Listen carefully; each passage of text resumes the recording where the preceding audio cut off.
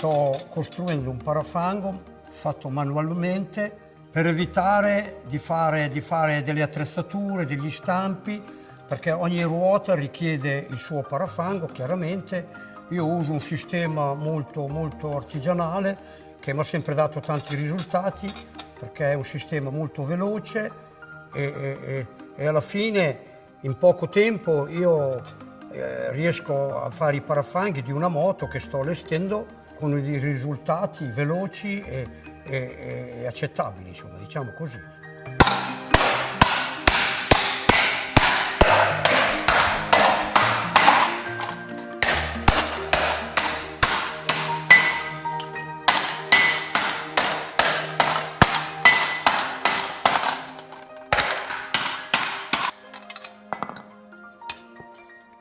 Adesso questo qua è sgrossato, ma è già l'80% già valido.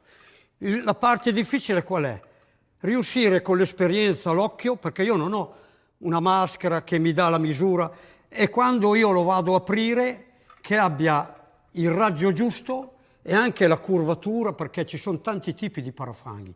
C'è il parafango inglese che è meno bombato di quello italiano.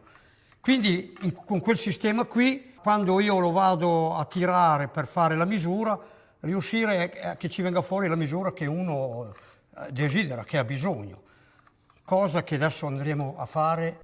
Adesso andiamo a tirarlo in base alla ruota che c'è, poi andiamo col raggimetro, magari andiamo a verificare la curvatura che uno gli interessa, poi c'è l'altro raggimetro che va a controllare il raggio per così, quando uno ha delle misure ben precise, controlla il raggio della ruota, più il tipo di bombatura che deve avere, di modo che uno in poco tempo, adesso andrebbe finito, spiegato, però io in una mezz'ora, un quarto d'ora ho già un parafango in mano, cosa che altrimenti bisogna andare da della gente che hanno delle calandre, delle macchine con dei rulli, che poi ogni tipo di parafango cambiano i rulli.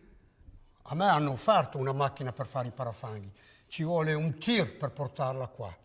E poi dopo c'ho dei rulli che ogni volta che faccio 10 tipi di parafanghi ci vuole una tonnellata di attrezzi da cambiare.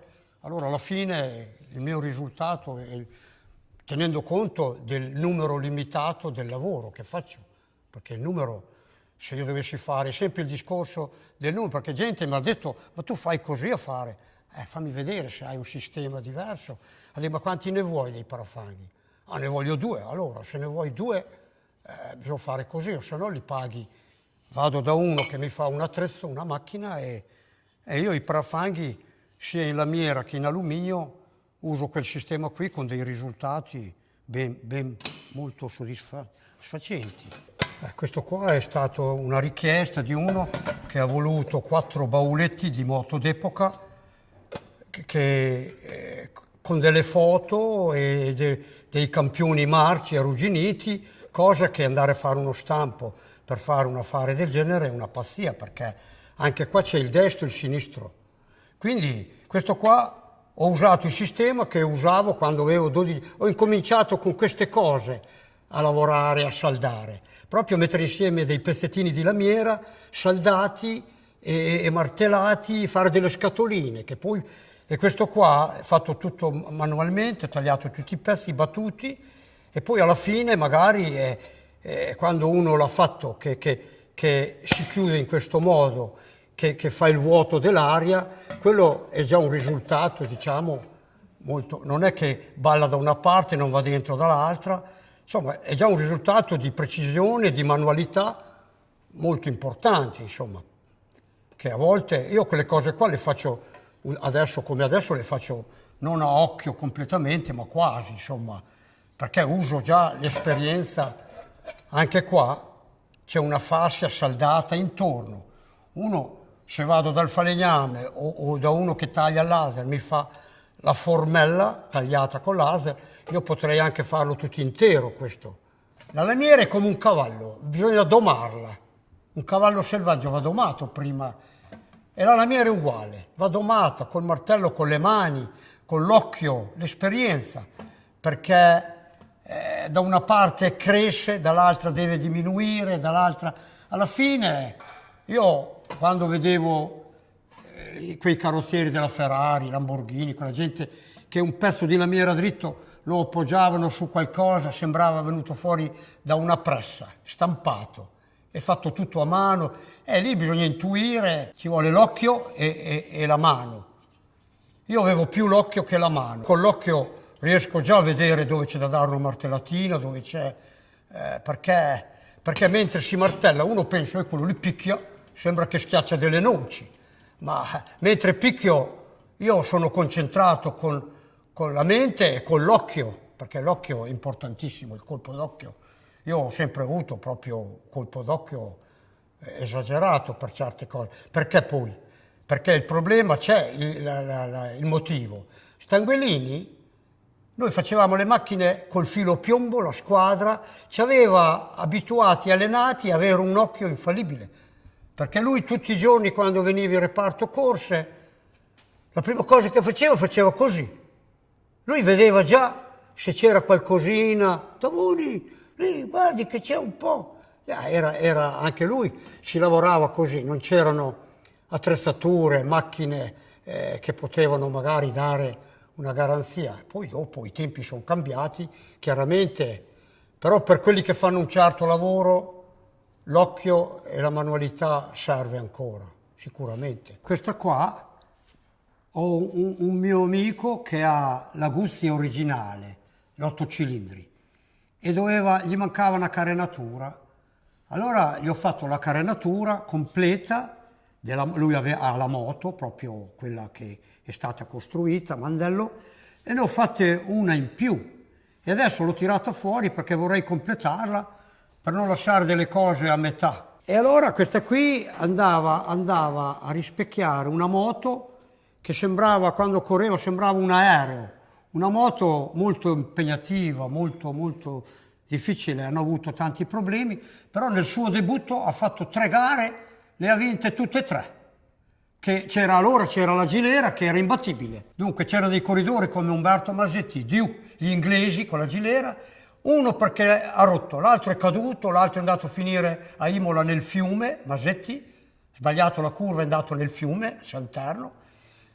Guarda caso che la Guzzi al suo esordio con quella moto lì ha fatto 3 gare e le ha vinte tutte e 3, cosa che era impensabile, che era una moto che metterla assieme ci volevano degli scienziati, perché era tutto un groviglio di cose, tutto poco spazio, tutto montato. Adesso ho pensato di completarla, uno di questi anni, se riesco, adesso, perché dopo, così quando l'ho finita, la darò a qualcuno in qualche ufficio, in qualche posto, la tiene lì come quando ha qualcosa da dire con la moglie va a guardare la carenatura. Perché succede anche quello, A me raramente, per fortuna, però ogni tanto, quando vengo qua dentro, mi va via il mal di testa e il nervoso e tutto. Qui si dimentica tutto, perché c'è tanto cose da fare che uno si mette lì e fa quello che deve fare, insomma, poche parole.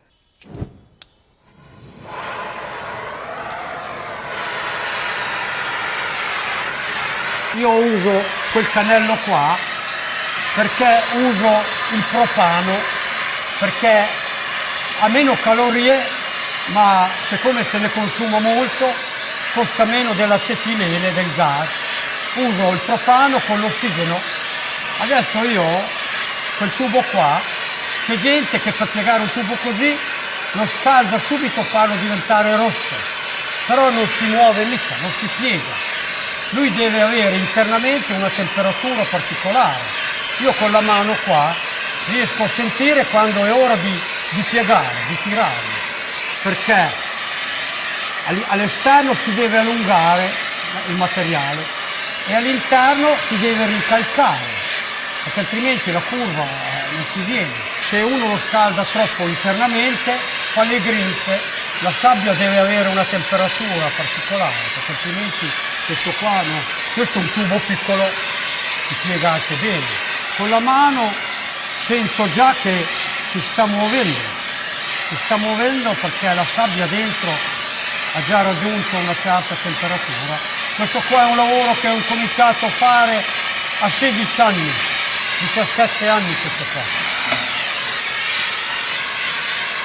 Io potrei andare anche a spingere di più, ma devo sentire, perché quando siamo in due, io scaldo qua, quando mi sposto che vado lì, se uno continua a spingere, piega sempre dove è più caldo.